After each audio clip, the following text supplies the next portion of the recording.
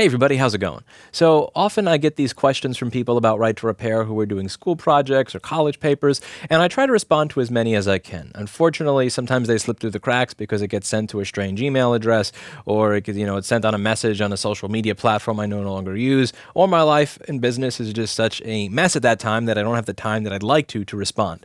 So every time I respond to one of these, I'd like to read my answers to you in the form of a video so that it exists for everybody who may want to do a project on this. So I'm going to read some questions and then give you my answers. One of the questions, what are some actions that the average person could take in order to help right to repair movement? I gave several items. Firstly, let a company know if you're not buying the next iteration of a product, why that is. So a great example, I received an email earlier today from someone about a Formlabs 3D printer. He said, I have and use regularly a Formlabs 3D printer with a proprietary curing chamber. The chamber costs over 700 euros now. The curing machine broke just past the warranty time. It would function correctly, but the UV LEDs wouldn't turn on. I contacted Formlabs and they told me to ship it to the US. It's a heavy piece of equipment and the shipping cost would be astronomical. Also, I need that machine to work, so not having it for a month was impossible. And he said he was inspired to open it up. He took a look. He saw a broken transistor. It was clearly burned. He asked for a schematic. They said no. Then he said, okay, if you're not going to sell me a schematic, can you tell me what transistor this is? They also said no.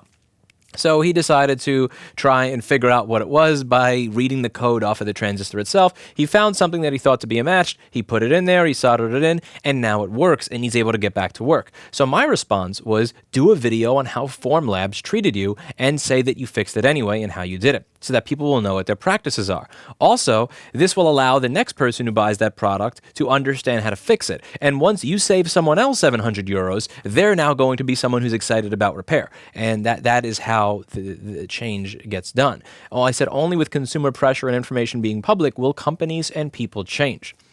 Next thing I said was, also, let your local representatives know that you support right to repair. Visit them in person. And well, I guess in COVID time, it's kind of difficult to do that. But once COVID lets up, visit them in person, call their office, mail them, and see if you can get something going in your home state. The reality is that political solutions are unlikely to ever happen. Most people do not believe the government in the United States represents the will of the people on many issues. So digging into it that way is a mess. It would be easier to let others know that it is an issue and get them incentivized, interested in repair, so that when they are in a position to make a decision that would help out right to repair, they're incentivized to do it. I said, I never know if the person who started watching my videos at 16, when I started uploading board repair stuff 7 years ago, is now working at Apple. Maybe he will be the one person in the room when anti-repair decisions are being made who says, nope, I'm not doing that, who inspires the rest in the room to follow in his footsteps and walk out with him. And that is something that I believe in. I've heard from people that work at some of these companies that were not aware of how their particular work contributed to anti-repair practices. And once they figured it out, they're like, I don't want to be a part of this. And there needs to be that kind of consciousness in order for there to be any hope of companies changing. But there also needs to be pressure put on them by users who say, listen, I was going to buy a Formlabs printer, but I heard how you treated this gentleman, and as a result of it, I'm going to give my money to somebody else. If companies get enough of that, then just capitalism will kick in and they'll decide, okay, maybe we should back off on some of the anti-repair stuff. And I do mean it when I say that if someone got interested in my stuff at 16, and this is the reason that they went into electronics, became an engineer, and so on and so forth, they're going to remember the path that got them there, and they're not going to want to, hide chips from people and stuff like that, and be a part of creating devices that are against the very thing that got them interested in it. And if you are able to save people 700 or 800 euros, you're going to have someone who reads, oh, right to repair, to, oh, I care about that because that personally saved me money. So what you can do is you can recruit new people into the movement by saving them money or helping them make money through repair so that they find this to be something that's worth preserving. Give people that personal investment. So yes, you can contact your local politicians. You can say, look, this state has submitted a right to repair bill. This one has too. Would you be open to submitting one? But at the end of the day, we can discuss this back and forth all we want, but there have been many polls on this. The United States government does not represent the will of the people in many ways. Congress's approval rating, whether it's Democrat or Republican controlled, is usually at a disgusting disgustingly low point where if Congress or a business, I mean, who am I kidding? In many ways it is, but that's a topic for another video. If they were a business, they would be a one-star business and they would have no business. But for somehow they continue to get paid and continue to be reelected. Next question. Why do you believe that large companies like Apple are so against right to repair? Would their profits really be cut by such a large amount that it could ruin their business? I said there's two potential reasons here. The first is that they want to make more money by having people buy new products and off of their own repair services in AppleCare. AppleCare is a big part of the revenue for Apple services, which Apple touts when discussing the profitability of different areas of the company. The second is that they have a very specific sense of aesthetic taste and quality control, and wish to exercise domineering control over the manner within which the public will experience their products. Apple feels sick at the idea of someone thinking their product sucks because it has a poor quality aftermarket battery or screen installed. They cringe at the idea of a poor quality board repair failing, and it poorly representing the product that they have sunk so much effort into engineering to deliver a top-notch customer experience. From the box to the stores to everything, it seems like Apple wants your experience with their product to be special, not some generic bottom-feeding run-of-the-mill drivel. They put painstaking effort into each part of the user experience being an exceptional one. At least they used to. They don't want that ruined. And I honestly think it's more the latter than the former. The latter, where they just want to have domineering control over the user experience, and they're kind of like that mother that doesn't let their kid go outside because when he goes playing freeze tag with his friends, he may get a scuff on his knee, and that can't happen to little Jimmy. It's kind of like that domineering spouse, that domineering parent that's overbearing all the time. Now, granted, that may be the driving force, and I think it's ingrained in the company culture, but the former is definitely a beneficial side effect. The fact that they're going to make hundreds of millions more dollars if people buy something new rather than fix the old one, it's not like that's what's going to come up in a board meeting. I don't think in a board meeting they're saying, we want to crush repair so we make more money. But I think in the back of everybody's head, they understand that that is a side benefit. So I think that the latter will be the public-facing reason, that we care about our image and our brand, and the former, which is, greed for making more money, is just a convenient side effect, padding their bottom line and making shareholders happy as the stock price rises. Next, this one may be a little off topic, but what are your thoughts on the checkmate exploit? People are now able to use check rain to defeat the T2 chip and gain access to a system. Do you think it will help your business or possibly even hurt it, since people may have another option to recover their data instead of repairing a machine? Do you think exploits like this could affect right to repair in any way? My response is, I'm happy if someone out there is looking for ways to get around these anti-repair tactics that Apple are putting in place.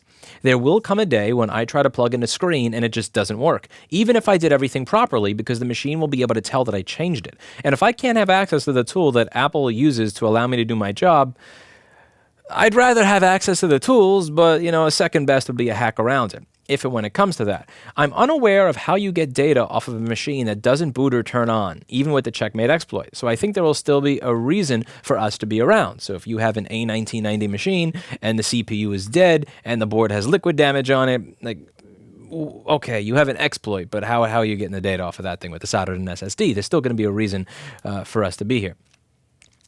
I should have asked this first, despite already knowing some answers, but why do you think the right to repair movement is important? Why should anyone actually care about it? My answer, most don't care until it affects them. Until they have a $3,000 device that instead of paying me a few $100s to fix, they have to pay someone else $2,000 to repair.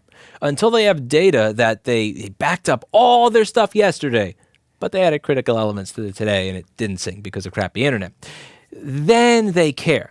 I think lots of people make snap decisions on issues based on many superficial elements. Do I like the people who represent this issue? Am I politically in tune with the people who represent this issue? Does this issue fit into a wider narrative that I either agree or disagree with? I could go into the usual spiel that it is important because it saves people money to fix rather than replace, and it saves people time to fix rather than replace, or the environment, and blah-de-blah-de-blah. Above all, I think it's important because this is a part of a growing storm cloud over our modern-day culture, prioritizing safety and control over freedom to live our lives as we wish and freedom to do with ourselves and our devices what we wish.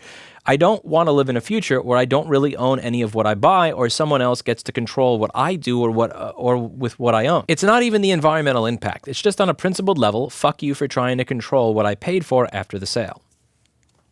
And that's about that. So each time I have one of these sets of questions from someone with some sort of school project, I'm going to try to post a video so that I'll add them to a playlist and they'll all be available. So that when I do get to a point like I was in September where my business was such a mess that I barely had any time to go through my these emails, that I will be able to just point you to these and hopefully they'll answer some of your questions. Also, do remember that right to repair is on the ballot for automotive in Massachusetts. It's question 1. I would highly suggest that you read up on it. I'm not going to tell you to vote yes. I'm not going to tell you to vote no. I'm not here to tell you how to vote. I'm just here to tell you that I would suggest that you read up on it, become informed, and, see who's supporting it, listen to the arguments for and against it, and decide what you want to do. At the very least, vote. Choose yes or no. Don't just not vote at all on it. This is one of the very, very few times that a right to repair issue is not something where we're begging a senator or begging an assembly person to notice us and pretend they care for a moment, where we have to try and convince someone who doesn't know how to open their email that this is important. This is something where anybody who is registered to vote in Massachusetts, who has the right to vote in Massachusetts, can just go and decide for themselves. And if the majority of the people in Massachusetts decide in favor of it, that means that for automotive, you have one more step towards right to repair in Massachusetts. And as these bills pass, as these pieces of policy move forward, and the world doesn't end, cars don't go Skynet and start flying into buildings and exploding and so on and so forth, then it'll be more and more difficult for the opposition to make the argument that right to repair is a dangerous Trojan horse and all that other horseshit that you hear on a regular basis. That's it for today, and as always, I hope you learned something. And before we go, I just wanted to say thank you very much to the people who joined the Discord and joined the room for working on the wiki. You guys have put in a lot of work, and I genuinely appreciate the work that you did put in to this wiki. It's I can just show you here. Here we go. This is my wiki. I added a bunch of stuff here, so like how to clean a board, because a lot of new repair shops don't understand how to clean boards properly, and some troubleshooting guides. So here, I need Paul to add some more pictures for me. I'm adding a guide on visual inspection, so it shows you up here, like here's an example of a probe point that is technically going bad but doesn't matter. Here's the solder joint that does matter. Here's an example of what corrosion looks like underneath a BGA. The whole point of this is to really try to train people who are completely new and how to be better at board repair. I explain everything. I show you here, like that's a good probe point. That is a semi-bad probe point, but it worked. This actually looks worse than this one, but believe it or not, is not as bad. This works, but is going to die later. That one is actually bad. If you go over I have the troubleshooting guides over here for a bunch of different model computers, and what I'm doing here is I'm trying to add to it from all of my video content. So the goal is to take the 600 or 700 videos that I have and put all of those solutions into this wiki. No PP bus is 4 instead of 8. What do you do? No backlight. Here's what you do at the different voltages. PM sleep is missing. Here are some places to look. No green light in the charger. Here's where you look. And I'm adding this for all of the different machines. There's still a lot of work to be done, and unfortunately, my business is taking up more time than usual. There's a lot of stuff that has to get added to this. I genuinely appreciate the effort that every single one of you have put into this so that the next generation of MacBook and Apple laptop repair people will understand how to work on these products. And I just want to say thank you to every single one of you.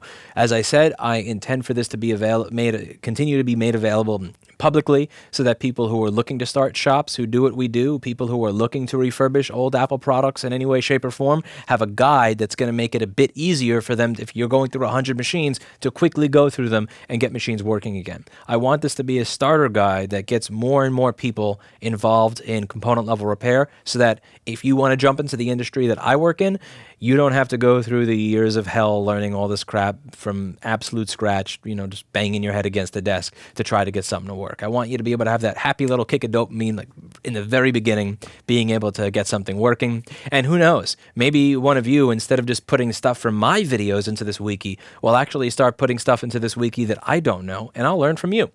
It's going to take me a while to get all the information out of my head and into here. Honestly, I'm not even done getting the stuff from my YouTube videos into here, but it is my goal, and I'd like for this to be freely available to all who want to learn. That's it for today, and as always, I hope you learned something. I'll see you all in the next video. Bye now.